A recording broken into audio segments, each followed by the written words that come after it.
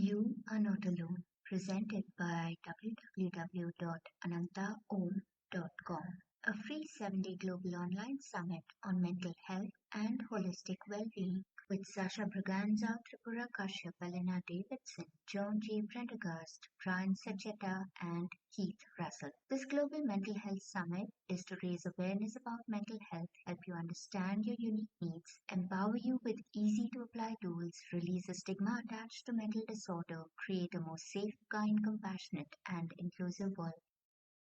Hi. A very warm greeting to all of you. We're so grateful to have with us Tripura Kashyap. And Tripura pioneered movement therapy in India in 1990 and co-founded the Creative Movement Therapy Association of India in 2014. She trained at Hancock Center for Dance Movement Therapy USA and obtained an MA in psychology. She has worked as a movement therapist at halfway homes, special schools, treatment and rehabilitation centers, as well as with individual clients for 3 decades. Tripura received fellowships from the Ashoka International Foundation and the Indian Ministry of Culture for her innovations in movement therapy. She teaches on the creative movement therapy and therapeutic dance in education courses run by CMTAI. Tripura has been an ardent follower of Buddhism and has practiced meditation since 2014. She has authored creative dance therapy and contemporary dance practices, paradigms, and practitioners published by Penguin and Ayu publications. And we are so grateful to have Tripura here with us today to speak with us more about dance movement therapy in the context of mental health awareness and holistic well-being. Thank you so much for being here. You're welcome. Very nice to see you again after so many years. Yes, And it's my pleasure to be here. thank you, thank you. So for those of you who don't know, I did the dance movement therapy with Tripura, and it was really fascinating and extremely amazing. Personally, I have been a dancer, so it was very interesting to bring in the two modalities of dance movement and therapy. So what made you choose to pursue dance movement therapy? This was in the 1980s. I had a brother on a wheelchair and he had cerebral palsy. And I was a classical dancer at that time. And I used to wonder how something like classical dance or any form of dance can work with people on wheelchairs. What can it do to people? How can it help them maybe deal with their emotions, maybe deal with their frustrations? And that's how the whole journey started. And at that time I was also studying in Kalakshetra. It's the foundation in Chennai. And during much later, after I finished studying, I met a dance therapist traveling around in India. And she invited me over to the US to study dance therapy. So 88, 89, I went to Hancock Center and I studied dance therapy, came back to India and pioneered it in 1990. So that's how I got into dance therapy. Wonderful, wonderful. Tripura, what has your personal journey been like with mental health and holistic well-being? Right. With mental health and holistic well-being, sorry. I've always been someone who's kind of been brought up in a very artistic atmosphere at home. My dad was a Carnatic classical musician. My mother was a art historian. And so in that sense, I myself personally have grown up in a very healthy atmosphere. But I also came across a lot of families who were dysfunctional, who had problems within the family, alcoholic fathers and mothers who were working so hard they couldn't pay attention to their children. So I came across these kind of families who needed support, especially the children who were born into such families. And I used to work a lot with these kind of children on a one-on-one basis in my private clinic when I use dance therapy. And I noticed that in many families, you could understand the family constellation through their body language. The authoritative father, the submissive mother, children who are scared, all this came out through the family constellation work. And I would work mostly with children who were from that kind of a background to empower them, to feel more confident, to be able to interact with other people in a group, to improve their social skills, to develop a inner resilience when they had to deal with their family members. So I worked a lot, in these kind of mental health situation, and I always feel like it's very sad, but I always feel that, look, we were born with movement. That was the first thing we did in our mother's womb. And we somersaulted, we kicked, we pushed. Uh, and even when we came out of the womb, we were children and we were still using a lot of movement to express ourselves. But much later in adulthood, the movement language shrunk. And uh, adults hardly use any movement anymore, right? Like, especially now because of the pandemic and thanks to our smartphones, movement has got reduced to the tips of our fingers. Yeah. And I do so many workshops on Zoom and so many webinars and everything. And it's so difficult for people to get out of their chairs, and I feel movement is so important for your well-being.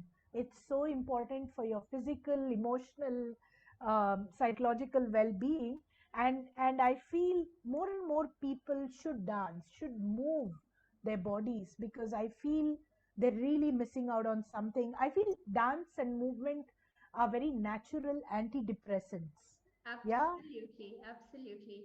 And I remember as a child, even I would just put on the music and dance around, and we have so many of our friends and family doing that as therapy, just playing music and dancing to it. Absolutely. So I feel we've stopped doing that and we've really become disassociated from our bodies. We live in our minds, and it's a long journey from the mind to the body for many people. So, my mission and passion, in a way, is really about that. It's about taking movement to people. It's about helping people to reclaim their bodies through movement and helping people to kind of acknowledge that the body can support them, because 75% of our communication is through the body language, right? We are constantly, there is a constant verbal physical synchronicity that happens, right? So this is my mission, to actually use dance and movement for well-being, for wellness, for mental health in people, to enhance mental health in people.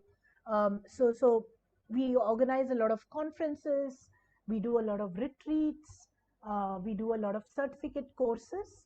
So we find different ways of taking movement to people, so that they begin to get in touch with their bodies and begin to get in touch with themselves through movement. Yeah. Wonderful, wonderful, powerful. So, can you, for those of those in our audience who do not understand the concept of dance movement therapy being different from dance itself, can you tell us a little more about it? Yeah, sure. So dance, when you go into a dance class, you're learning the craft of dance, right? How to stand with a particular alignment, how to move. So there's a prefabricated structure within which you fit into. So if you're learning Bharatnatyam, you fit into the prefabricated structure of Bharatnatyam.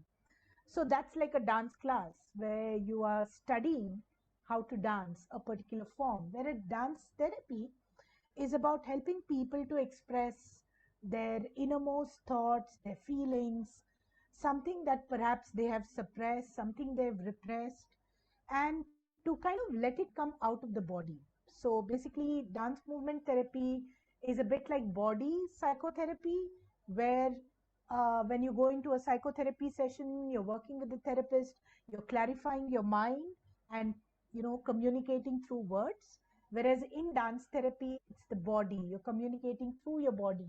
You're expressing, and it's like the movement therapist teases the movement material out of your body, so that whatever you're feeling or whatever you're thinking can be expressed through movement. And apart from thoughts and feelings, movement therapy is also used to help people improve their body coordination, enhance their self awareness, work with a, set of group members, maybe work on their group coordination. So there are many other therapeutic heads which dance movement therapy addresses, and there are about 50 such heads. Yeah, like body coordination, eye contact, emotional expression, and under each of these heads you have 4 or 5 movement capsules which are used. So for every problem there's a movement solution, right? So that's how we work, and that's what dance therapy in a nutshell is all about. Beautiful. And I remember the experience was very insightful personally for me, just to look at movement in a different light and the kind of impact it has, because as the beautiful and insightful book says, the body keeps score. So it's very interesting to use the body to then enhance and heal, and become whole again. What has your experience been like bringing that movement to more people, and especially those who need that healing? What has that experience been like for you?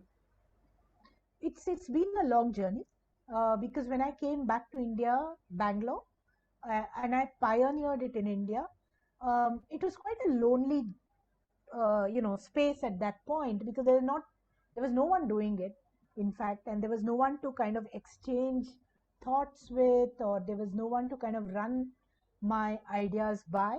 Yeah. But as time progressed, slowly people started attending my workshops and they got really interested in dance therapy. And people went abroad to study it, because at that time there was no course in India. So slowly, I think a couple of people went abroad, came back, and slowly a community of dance movement therapists began to grow in India. And I co founded something called SIMTI, which is a Creative Movement Therapy Association of India. We co-founded it in 2014, and the whole idea is exactly what you're saying, to kind of build an awareness for dance therapy first of all, even before you take it to people, and to strengthen the ecosystem for dance therapy, to flourish basically in India. And also, if you know, I mean, I'm sure you know it, that India is full of dance forms and styles, right? There Yes. are thousands and thousands of dance forms, and I can't imagine any other country which has such a huge variety.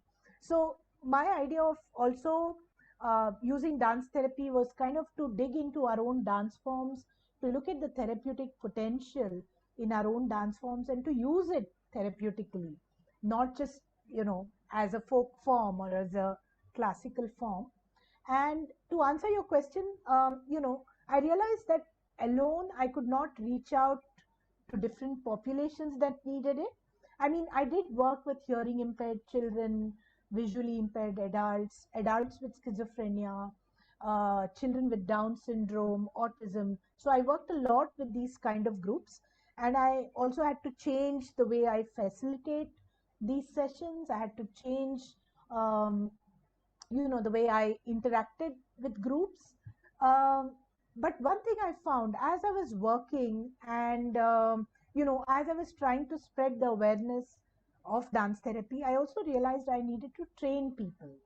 Yeah, so that's what I did. I began to train people through short workshops so that they could use movement therapy activities with people whom they worked with. So, to these workshops, we had special educators, teachers, therapists, psychotherapists, counselors, and these people came to the workshop and they began to, train in it, and they took it back and they began to work with different populations. So, I think that is where the turning point in my life, the tipping point, as they say, happened, because rather than just one person practicing it, now there were so many people taking it out, and a lot of special educators took it back to schools and special education centers, and they began using movement activities with children with Down syndrome, autism, etc. So that's how the whole thing has spread now. And I think it's growing, it's a growing field now, and there's a lot of opportunities for something like this to continue its growth in India. Yeah. Absolutely, absolutely. And it's so powerful. There's so much potential and it's amazing. Would you like to share more about the books you have written? Right. So when I was practicing dance therapy, I got something called the Ashoka Fellowship, which funded me to travel around India and to train people, and also to, like I said, dig into our own dance forms and find therapeutic potential in our dance forms. And during that time, a lot of people used to ask me who came to my workshops, where's the book on dance therapy? Is there any book? Is there any reading material? Where is the literature? And I did recommend books, but they were mostly from the West. They were very expensive. And when you read these books on dance therapy, it was more like it was the dance therapy practitioners who understood the book rather than lay people, who had just come for a workshop. So during that time, I decided to write a book on dance therapy. And interestingly, it's so interesting that my life is shaped by coincidences. And as a coincidence, I got a fellowship from the government of India to write a book on dance therapy. And at the same time, Penguin India also came forward and said, look, we'll publish it if you can give us a well-written book that not just practitioners can understand, but anyone who's reading the book. So Yeah. that's how I got a very good editor who read it and who read my first manuscript and said, this is a bit heavy reading. Can you simplify it a bit? So it's because of the editor that I really sat, I simplified the language, I made sure that anyone who read it could understand it, and that's how this book was born. It was called My Body, My Wisdom. It's a book on creative dance therapy. It was published in 2005. And now I think there's a third version that's being published by Simtai. We also have a publication unit. So yeah, that's how that book happened. And much later, I also got another fellowship to write, again from the Culture Ministry in India, to write a book on contemporary dance in India. And so that was my second major book. I interviewed a lot of contemporary dancers, tried to define what is contemporary in dance, what are the different schools of thoughts, what's the difference between American contemporary dance, Indian contemporary dance. So that was another huge project of mine which came, and that was published by IU Publications. So these are the two books that have happened, and I've also written a lot of research papers on dance movement therapy, co-authored it with different people. If people would like to get free articles and research papers, they can visit my website. Maybe later we can put it Yes, on the chat. absolutely. We'll be sharing your website so everyone Sure. who's interested can reach out and read your articles and also get your books. So, Absolutely. thank you. And would you share any last tips before we close our call for today? To the audience that is listening in to us right now, especially given all the world scenarios and the news and being at home in the lockdown during the pandemic, what are a few things that you would suggest one can do with regard to movement therapy and reclaiming the body? I would suggest that people develop, movement rituals for themselves every day. Yeah, to move for about half an hour a day. I think it's so important. Yeah. So get up in the morning, like you said, put on the music and put on any music that you like and move to that music. Yeah. And each day it need not be the same movement every day, because that maybe gets boring. So develop different structures, movement structures for yourself. So for example, one day your structure can be, okay, I'm going to put on rhythmic music and move to rhythm. The next day the structure can be, that space is divided into three levels. Yeah, high, mid, and low levels, and I'm going to move through these different levels in space. Or another structure can be I'm going to move in different directions in space. Or another structure can be I'm going to dance with this dupatta, you know. So you can create different structures each day, and so that your movement experience is very different from day to day. Or you can go for a walk, you can go to these parks with open gyms, you know. So I feel like it's just like going to the gym, which is very structured, right? Whereas here, the body is free to explore the kind of movement that it wants. No, there is no, there's nothing like a wrong movement. Everything you do is your movement. So I would say developing movement rituals on a day-to-day basis is very important. It's as important as eating, sleeping. Yeah, I think we need to consider it that way, because movement energizes us. Movement gives us the strength to go on with our lives. Um, Movement puts us in a good mood because of the endorphins, you know, and uh,